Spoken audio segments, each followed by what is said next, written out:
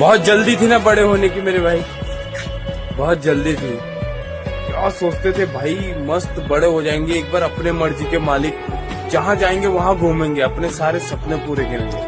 लेकिन जब बड़े हुए तो पता चला कि घर के हालात और वो जिम्मेदारियां लेके चलना पड़ता है। आज वो लड़के अपने घर भी नहीं जा पा रहे जो एक टाइम पे अपने घर से दूर नहीं होते थे। आज त्योहार है, दिवाली है, सब जिम्मेदारियों से फंसे हैं।